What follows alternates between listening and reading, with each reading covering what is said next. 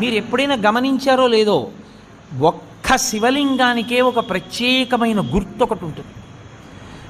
మీరు ఎప్పుడైనా చూడండి, అన్ని శివలింగాల మీద ఉండదు అలాగా. మీరు కొన్ని కొన్ని శివాలయాల్లోకి వెళ్ళినప్పుడు శివలింగం దగ్గరికి వెళితే దాని మీద కొన్ని గీతలు ఉంటాయి ఇలాగా. అది ఏమిటో తెలుసా గీత?